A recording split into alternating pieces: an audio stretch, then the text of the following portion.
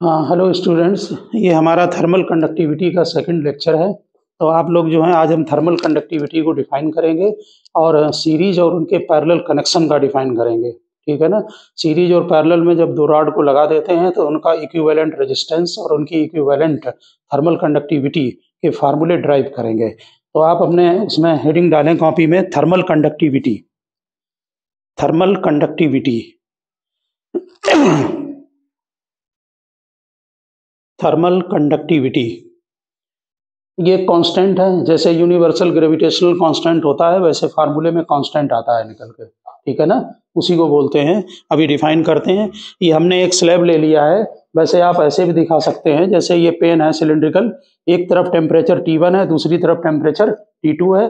Heat flow होगी high temperature to low temperature. तो कितनी रेट ऑफ हीट फ्लो कितना होगा उसका फार्मूला है। तो लिखिए, डायग्राम ये बना लेना। ठीक है ना। टेम्परेचर ध्यान रखना, कुछ बुक्स में θ1 और θ2 लिया गया है। क्यू को हमने हीट से लिया है। ठीक। इसकी जो थिकनेस है वो डेल्टा एक्स है। इधर ये हॉट फेस है, इधर कोल्ड फेस है। ओके। लिखिए, consider a slab of substance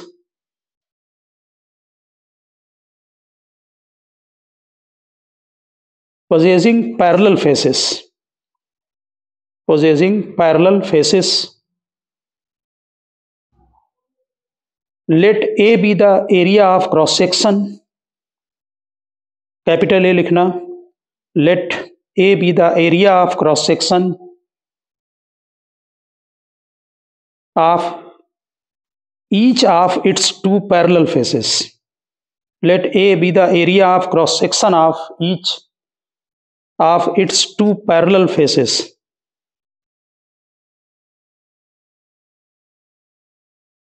Suppose that the hot face at temperature T1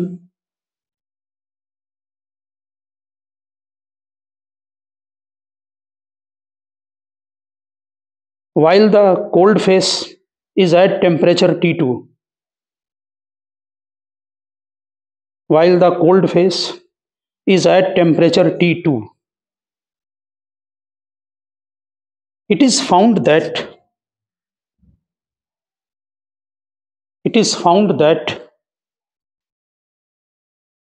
in steady state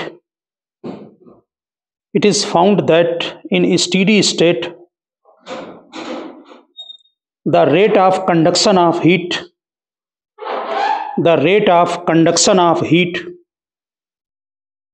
delta Q by delta T, rate of conduction of heat delta Q by delta T। तो जो rate है heat flow का उसे हम delta Q by delta T से represent कर रहे हैं। ठीक है। डेल्टा Q हीट है और डेल्टा T टाइम है। ठीक है। स्मॉल t लिखना, रेट है ना। लिखिए, number 1, directly proportional to the area of cross section. Directly proportional to the area of cross section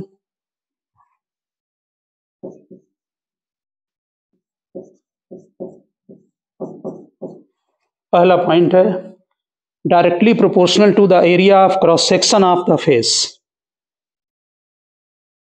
इसी में आगे लिख दें delta Q by delta T proportional to A।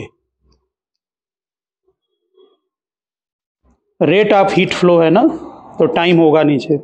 Second point, directly proportional to the temperature difference between the two faces. Directly proportional to the temperature difference between the two faces.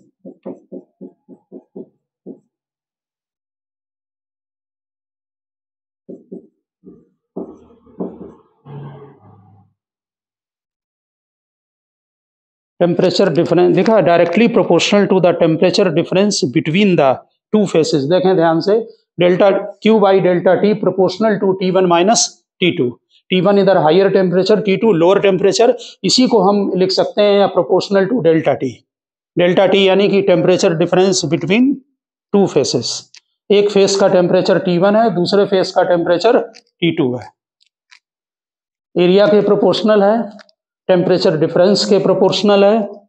Third लिखें, T1 minus T2 को delta T ले लिया है, ठीक है ना, यानी जो स्लैब आपने ली है इसका टेम्परेचर डिफरेंस यहां से यहां तक का डेल्टा टी है, ठीक है। Third point, inversely proportional to the distance, inversely proportional to the distance delta x, inversely proportional to the distance delta x between the two faces.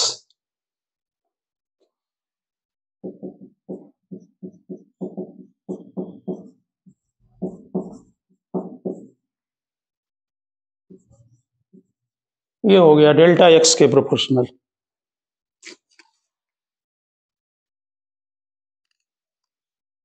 ठीक है, इन तीनों इक्वेशन को आप कंबाइंड कर दें, इसका मतलब है कि rate of heat flow, rate of heat flow delta Q by delta T proportional to हो गया area A T1 minus T2 upon delta x.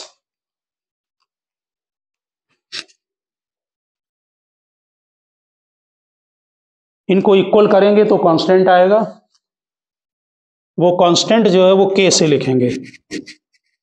इनको इक्वल कर दीजिए और कांस्टेंट के लगा दें,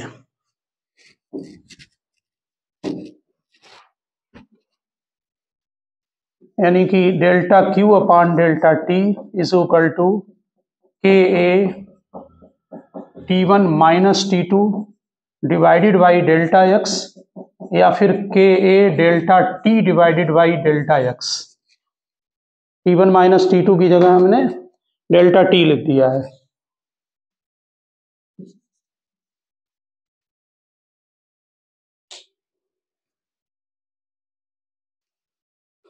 नेचुरल है कि कांस्टेंट आ गया, लिखिए के इज ए कांस्टेंट ऑफ, यहां तक लिख लिया फार्मूला के वाला, लिखिए के is the constant of proportionality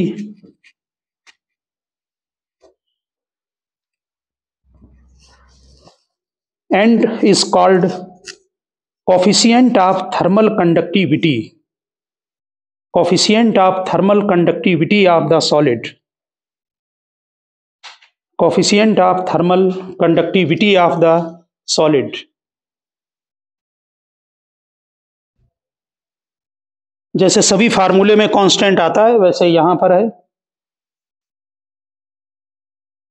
it's value depends upon the, it's value depends upon the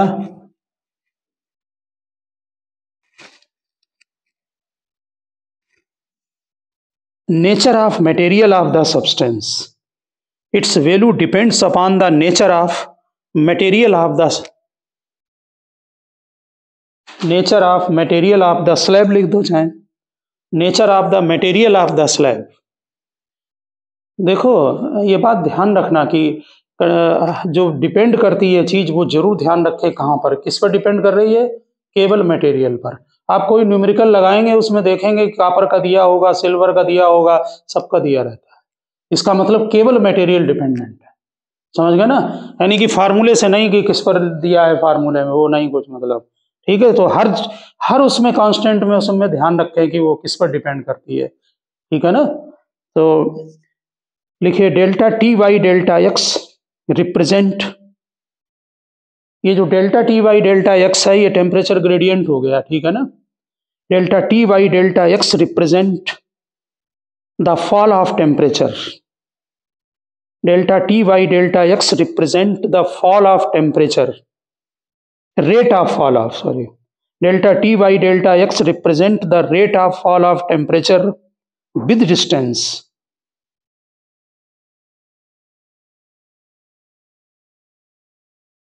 between the two faces,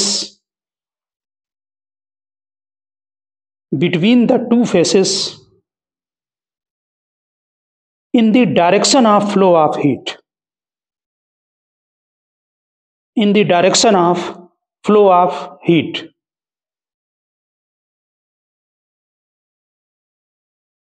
it is called, क्या कहते हैं इसको, टेम्परेचर ग्रेडियंट, जैसे कि आपने कल के लेक्चर में डिटेल में लिखा है, it is called temperature gradient. अगर इस फार्मूला में यहीं पर नीचे लिख दें, if A is equal to 1,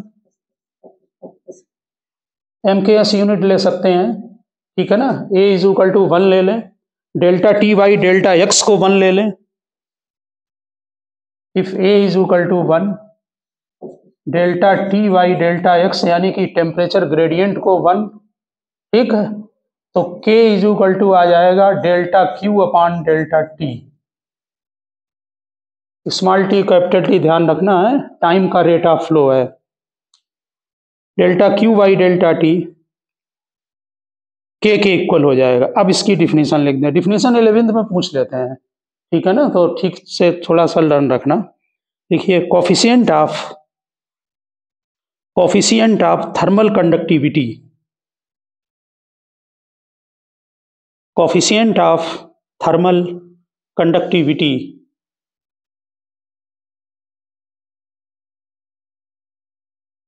of A solid, coefficient of thermal conductivity of a solid is equal to rate of flow of heat is equal to rate of flow of heat per unit area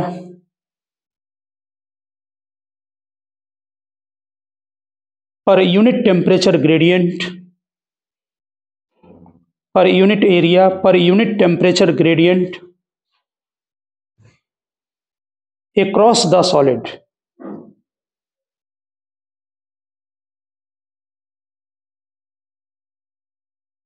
across the solid, its unit in SI वाट पर metre के, वाट है numerator में, denominator में metre और के, वाट पर metre के,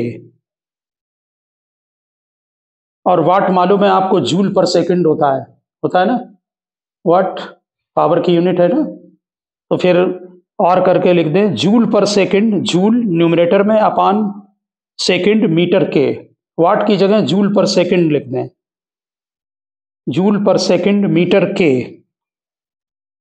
and CGS unit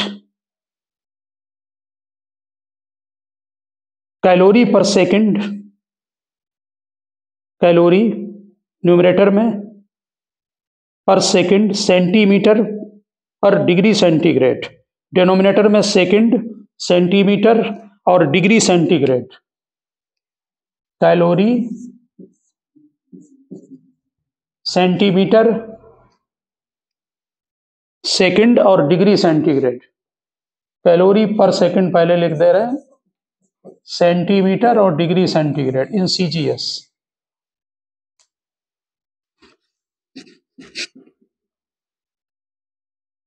लिखा, लिखिए, एंड इट्स डायमेंशन, डायमेंशन आप खुद निकाल लेंगे, and it's dimension capital bracket में लिखें, ml पावर 3 मास लेंथ पर power 3, sorry ml t power -3, ml t power -3, हम यहाँ बोर्ड में लिख रहे हैं ml t पावर -3 और theta power -1, theta power -1 bracket में क्लोज कर लें।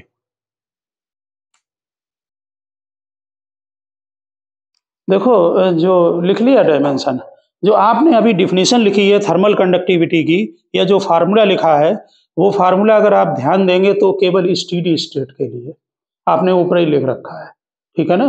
स्टेडी स्टेट कंडीशन कल हम लोगों ने डिटेल में डिस्क्राइब की है, ठीक है ना, तो उसी के लिए ये फार्मूला है, ठीक है ना। अदर के लिए क्या करते हैं, वो वेरिएबल केस होता है। लिखिए नेक्स्ट पॉइंट, उसमें if area of cross section, ये यूज आएगा आगे जब वेरिएबल केस हम लोग करेंगे, हालांकि 11th में नहीं है लेकिन किए जाएंगे कुछ variable case. If area of cross section is not uniform, if area of cross section is not uniform, and if steady state condition is not reached, if area of cross section is not uniform, and if steady state condition is not reached, the equation can only be applied. The equation can only be applied to a thin layer of, equation can only be applied to a thin layer of material perpendicular to the heat flow. Thin layer of material perpendicular to the heat flow.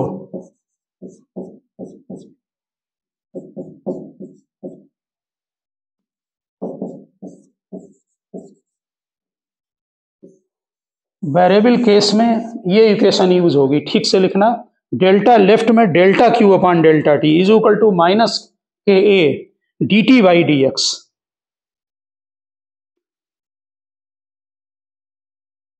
लिखा? देखो ये जो formula है ये variable case के लिए लगेगा। एक पर्टिकुलर कोई थिन लेयर ले ली है, लेयर की थिकनेस कितनी होगी डी एक्स, और उसका टेम्परेचर डिफरेंस डी टी। जैसे वहां डेल्टा टी थी वहां डी टी लिख दिया, लेकिन यहाँ राइट में नहीं लिखा जाता है D Q by D T. उसका कारण यह है कि जो थर्मो की जो बेसिक थ्योरी है वो एक्चुअली में जो कॉन्सेप्चुअल थ्योरी है वो क्वांटम मैकेनिक्स से डिफाइन है, उसका पार्टिकल नेचर है। समझ गए ना, जो क्वांटम थ्योरी है। इसलिए यहाँ पर वो वेरिएबल कंटिन्यूटी नहीं है उसके अंदर, इसलिए आप सीधे सा है कि यहाँ कभी भी D Q by D T ना लिखकर इसे delta Q by delta T ही लिखा जाएगा। हाँ, वो वेरिएबल वो कंटिन्यूटी कंटिन्यूस हो गया ना, वेरिएशन है। आप इतना ध्यान रखें कि तुम्हारे यहाँ इसको नहीं लिखना है, यहाँ लिखना है बस, ठीक है ना, जो भी वेरिएबल केस लेंगे हम, ठीक है ना। नेक्स्ट लिखें आप thermal resistance. Thermal resistance quantum theory में कोई चीज जब होती है तो वो स्टेप बाय स्टेप वेरिएबल होता है, पार्टिकल नेचर है। और जो कंटिन्यूअस होती है, पार्टिकल नेचर और कंटिन्यूअस का मतलब समझते हैं ना। देखिए ये ग्राफ बना रहे हैं, ये ग्राफ का बहुत सिंपल सा है, ये ग्राफ कंटिन्यूअस है, बिल्कुल बेसिक थ्योरी है, और ये ग्राफ स्टेप बाय स्टेप है, समझ रहे हैं ना। तो इसमें डिफरेंशिएशन कैसे लगा देंगे, इसमें लगेगा ना, ठीक है ना। तो कुल मिला के आप उसमें ना जाके, क्योंकि क्वांटम थ्योरी ना तो पढ़ी है आपने और ना सिलेबस में है, इसलिए आप ये ध्यान रखें कि delta Q by delta T में वहां पर D Q by D T नहीं लिखेंगे, ठीक। आगे लिखे हैं थर्मल रेजिस्टेंस। थर्मल रेजिस्टेंस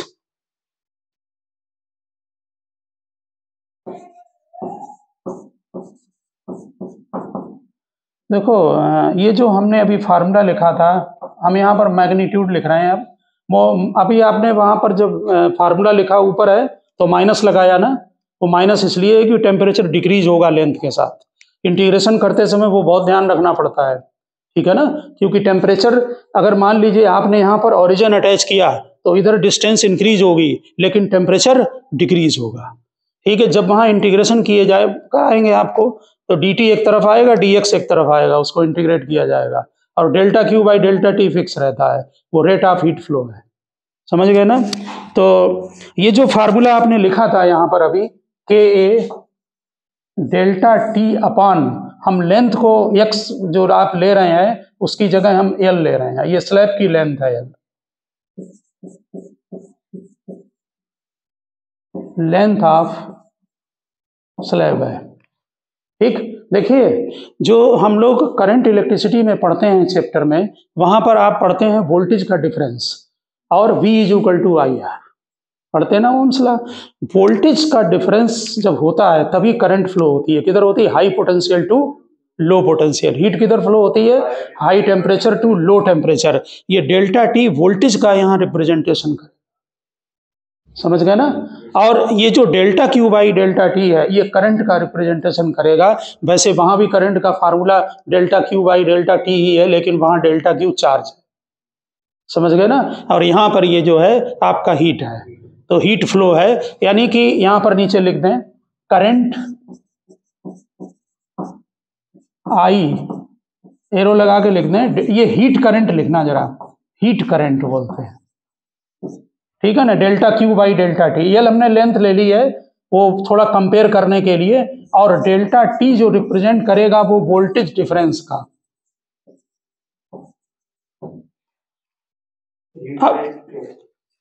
अरे जैसे इलेक्ट्रिक करंट है वैसे नाम रख दिया हीट करंट, ठीक है ना। हीट फ्लो हो रही ना तो पर सेकंड है ना, तो करंट लिख दिया है, और क्या उसको कंपेयर करना है।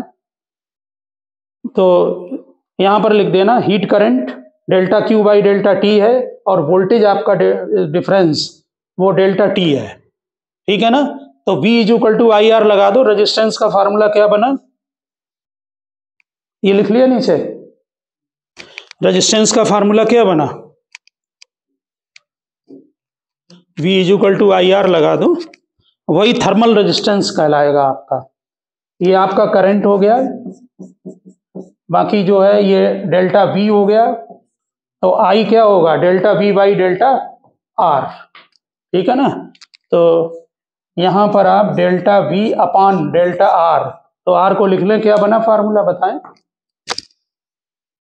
L अपान के, ठीक। तो लिखिए hence thermal resistance is equal to, hence thermal resistance R is equal to L upon K, hence thermal resistance R is equal to L upon K A. ये फार्मूला एक resistance का formula और होता है वहां पर इलेक्ट्रिकल में, वो मालूम क्या था formula, R is equal to rho L over A, बिल्कुल उसी की तरह है।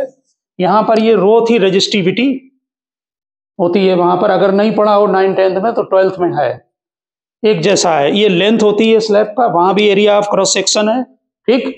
यहां पर ये ध्यान दें, ये रेजिस्टिविटी, इसका अपोजिट होता है इलेक्ट्रिकल कंडक्टिविटी, समझ गए ना। तो रेजिस्टिविटी का अपोजिट कंडक्टिविटी, तो यहां पर भी ध्यान दें ये भी कंडक्टिविटी है, तो दोनों एक ही जैसे फार्मूले, इसलिए कंपेयर कर लिया जाता है। समझ में आ गई बात। यहां पर अगर हम रो न लिखकर कंडक्टिविटी में लिखें तो जनरली उसे सिग्मा से लिखते हैं, तो L अपान सिग्मा ए हो गया।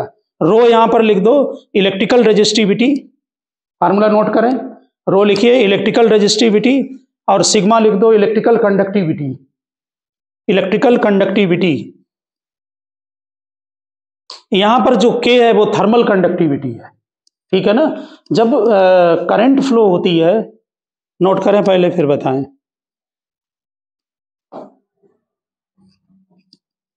रो को लिख देना इलेक्ट्रिकल, वो कंपेयर करने के पर्पज से यहां लिखाया जा रहा है, ठीक है ना। सिग्मा जो है वो इलेक्ट्रिकल कंडक्टिविटी है, K जो है वो आपकी थर्मल कंडक्टिविटी है, एक जैसे फार्मूले बन गए। R is equal to L upon K ए।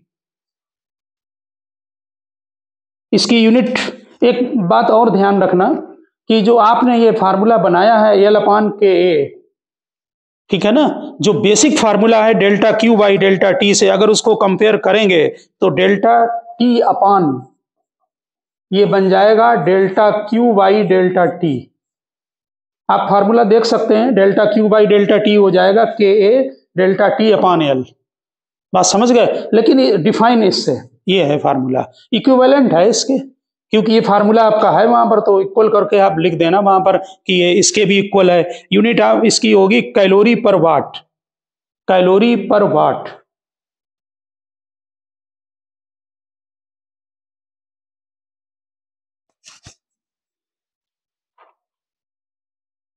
जब ध्यान देना, जब करंट फ्लो होती है तो उसमें इलेक्ट्रॉन पार्टिसिपेट करते हैं करंट के फ्लो होने में, ठीक है ना।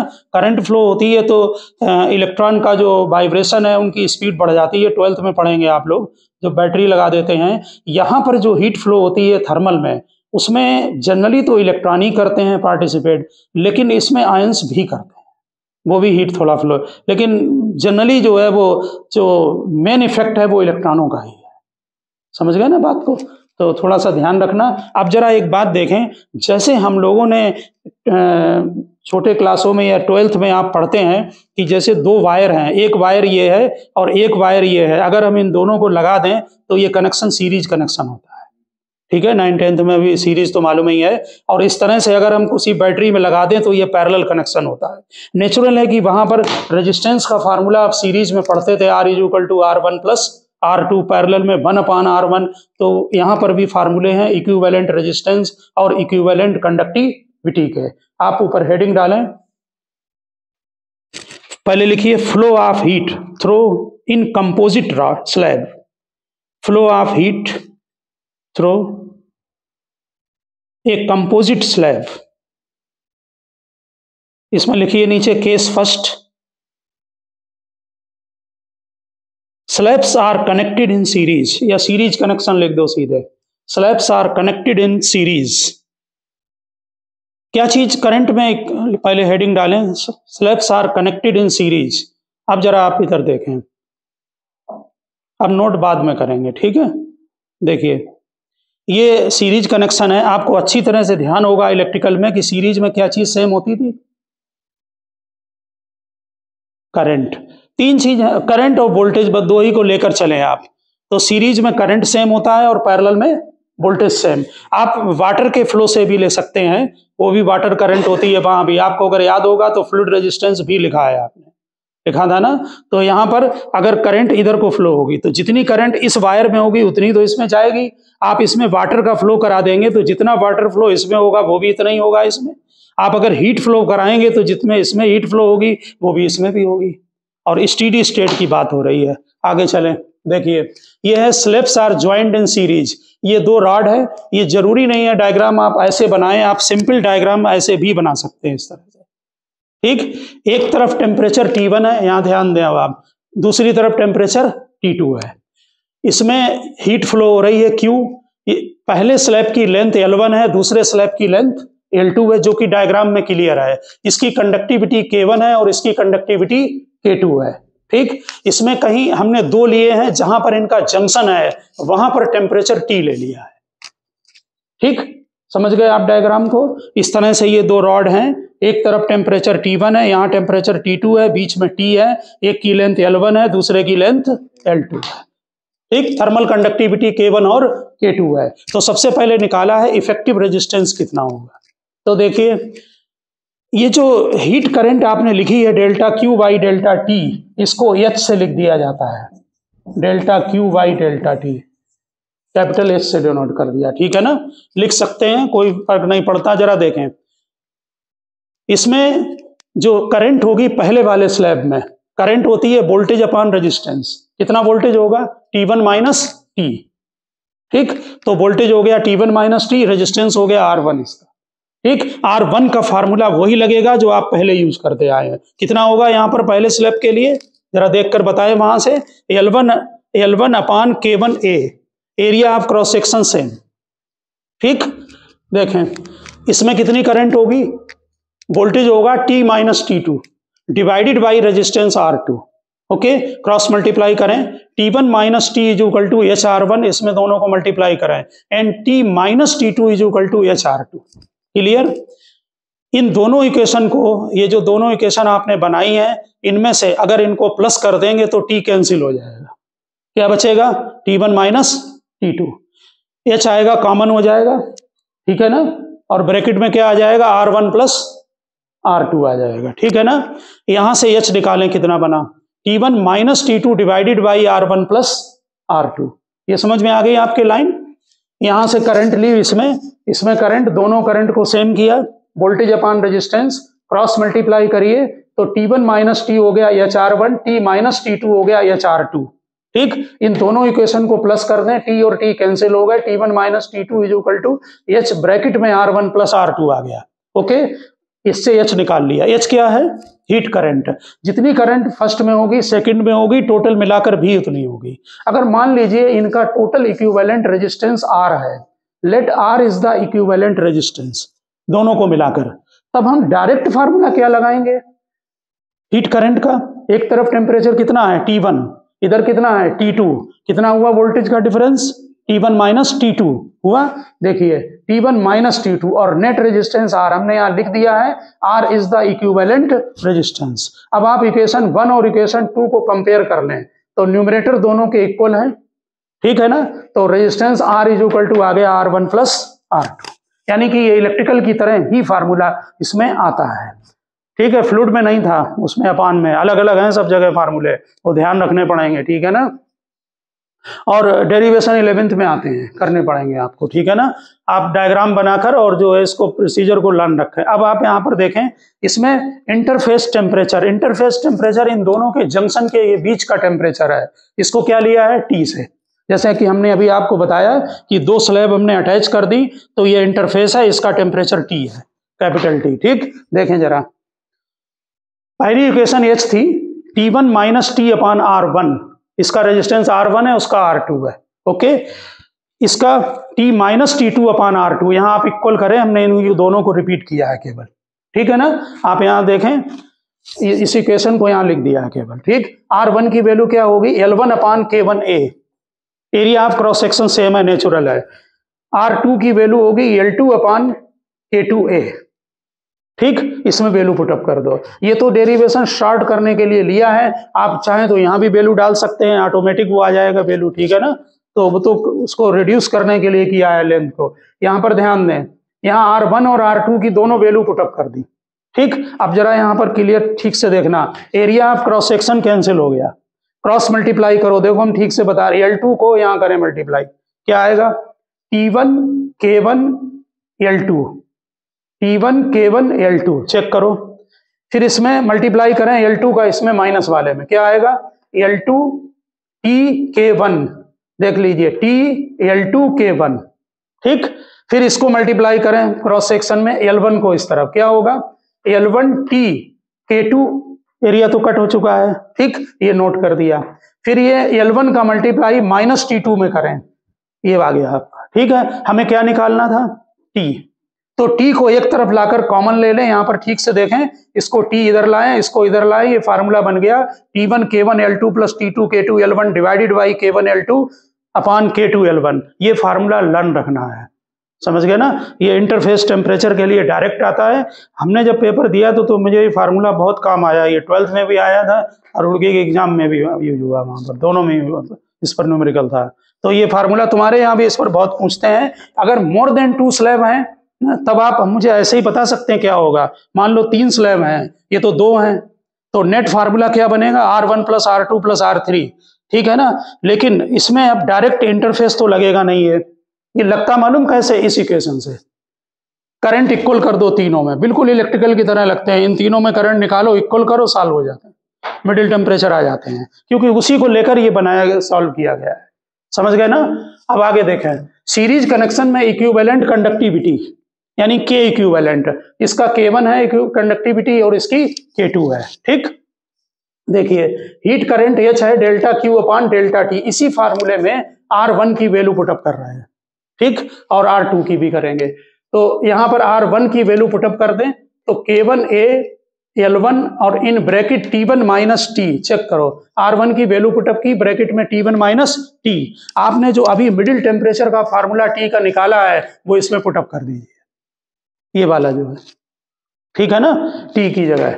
अब ब्रैकेट की क्वांटिटी का एलसीएम ले लें तो K1 L2 plus K2 L1 LCM आ गया, T1 का इसमें मल्टीप्लाई करें, ध्यान दें जरा, T1 K1 L2, फिर T1 का इसमें मल्टीप्लाई T1 K2 L1, ये टर्म आ गया, बाकी ये 2 टर्म माइनस में चले गए, ये दोनों कैंसिल हो गए, ठीक। अब इसमें से एरिया को बाहर तो है ही, इसमें कॉमन ले लीजिए आप, तो K1 ये था, यहां से K2 कॉमन आ गया, ब्रैकेट में ये बन गया आपका T1 माइनस T2 और डिनोमिनेटर में तो है ये K1 L2 plus K2 L1। अब जरा यहाँ पर सेटिंग करते हैं, फार्मूला तो आपको लर्न करना ही है, ठीक है ना। एरिया T1 माइनस T2 यहाँ रहेगा, इन K1 और K2 को डिवाइड कर देते हैं नीचे, ठीक। ऐसा फार्मूला तो ये भी ठीक है, जनरलाइज्ड करने के लिए किया जाता है। देखिए L1 अपान K1 प्लस L2 अपान K2 आ गया, ये इक्वेशन नंबर 1 इसे डालें, ये हीट करंट आ गई है एक रॉड में, ओके। अब जरा देखें, क्योंकि हमें इक्विवेलेंट कंडक्टिविटी निकालनी है, इसका मतलब है कि हमें दोनों रॉड को एक साथ जरूर लेना पड़ेगा। अभी तो इक्विवेलेंट निकलेगी। तो K1 है इसकी, K2 इसकी है और K है इक्विवेलेंट कंडक्टिविटी। ओके, तो rate of heat of flow in composite rod, यानी दोनों रॉड में मिलाकर H क्या होगा, ध्यान दें। एरिया क्रॉस सेक्शन सेम है, K इक्विवेलेंट कंडक्टिविटी है, temperature difference T1 minus T2 है, लेंथ L1 प्लस L2 हो गई टोटल। ठीक है, अब ये फार्मूला और ये फार्मूला जो आपने निकाला है ये दोनों सेम होंगे। क्यों? जितना हीट करंट इसमें होगी वो इसमें भी होगी और वही टोटल में भी होगी। पक्का है ना, सीरीज कनेक्शन है। ठीक, तो बाई कंपेयरिंग 1 एंड 2, तो इक्विवेलेंट कंडक्टिविटी आपका ये फार्मूला बन गया। इनमें एरिया कैंसिल हो जाएगा, T1 माइनस T2 कैंसिल हो जाएगा, ध्यान दें, और ये L1 प्लस L2 रहेगा, L1 अपान K1 और L2 अपान K2 रहेगा। ये फार्मूला बन गया K का, L1 plus L2 divided by L1 upon K1 plus L2 upon K2। ठीक है, फार्मूला लर्न रखना है। मोर देन अगर 2 रॉड हैं तो फार्मूला क्या बनेगा, L1 plus L2 plus L3 dot dot divided by L1 upon K1 plus L2 upon K2 plus L3 upon K3। तो मोर देन 2 में भी आप लगा सकते हैं इक्विवेलेंट कंडक्टिविटी का। 2 के लिए अगर रॉड की लेंथ सेम है, ये बहुत ऑब्जेक्टिव में दिया रहता है, L1 L2 इक्वल है, 11th में भी वहां पूछ सकते हैं इसको। तो L1 L2 को इक्वल कर दें तो ट्वाइस K1 K2 अपान K1 प्लस K2, ये बन गया आपका हार्मोनिक मीन। ठीक है ना, आप समझ गए होंगे डिवाइड क्यों किया, क्योंकि ये फार्मूला जनरलाइज्ड हो गया। अब आप इसको कहीं भी लगा सकते हैं। ठीक है, आगे देखें। अब है slabs joint in parallel. Parallel में जब आप स्लैब को ज्वाइन करेंगे, ध्यान दें, तो ऐसे एक तरफ टेम्परेचर T1 रिजर्वायर में, एक तरफ टेम्परेचर T2, और ये कनेक्शन पैरेलल।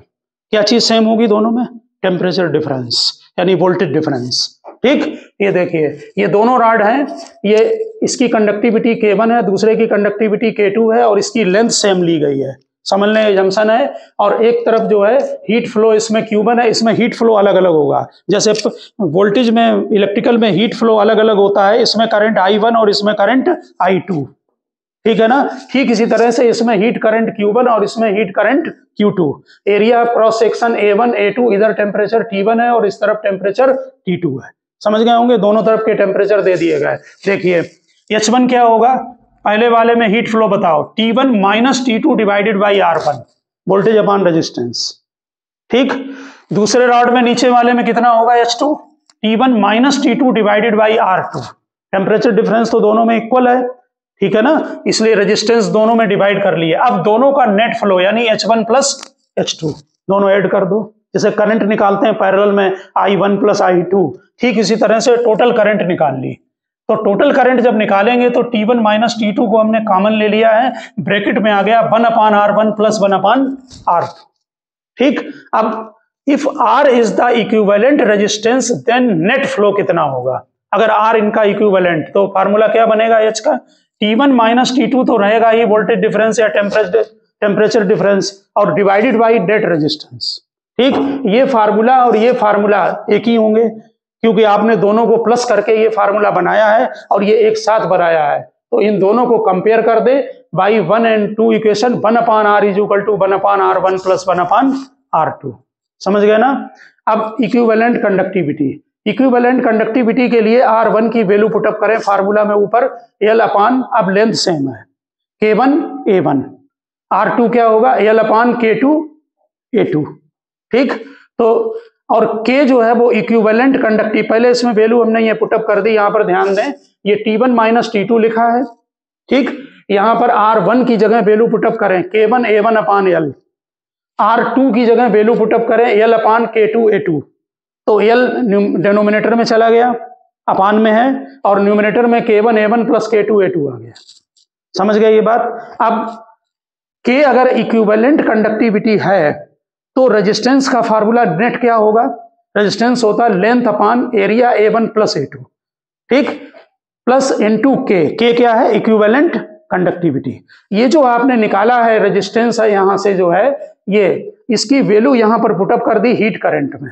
अब बताओ जरा करंट कैसे आएगी दोनों को मिलाकर, temperature difference T1 minus T2, K equivalent conductivity, ठीक, और area A1 plus A2, length same है। आगे होगी बात समझ में। रेजिस्टेंस की वैल्यू ये वाली डाल दी जाएगी, रेजिस्टेंस की वैल्यू किसमें, ये वाला फार्मूला T1 माइनस T2 अपान R, और या फिर delta Q by delta T के ओरिजिनल में डाल दो तो एक ही बात है। अब जरा इस इक्वेशन को और इसको कंपेयर करें, तो T1 माइनस T2 कैंसिल हो गए, लेंथ कैंसिल हो गई, ये हमारा इक्विवेलेंट कंडक्टिविटी का फार्मूला बन गया K1A1 plus K2A2 divided by area A1 plus A2। समझ गए ना। इसी में अगर एरिया को हम इक्वल करते हैं A1 और A2 को, तो इक्विवेलेंट कंडक्टिविटी हो जाएगी K1 प्लस K2 बाई 2। आ गई होगी बात समझ में, ठीक है ना। फार्मूले करने पड़ेंगे तैयार, ठीक है ना। तो ओके स्टूडेंट, हमने आज आपको थर्मल कंडक्टिविटी की बेसिक डिफिनेशन और स्लैब्स जो सीरीज और पैरेलल में कनेक्टेड होते हैं उनका इक्विवेलेंट कंडक्टिविटी, इक्विवेलेंट रेजिस्टेंस करा दिया है। अब मिलते हैं नेक्स्ट लेक्चर में। ओके।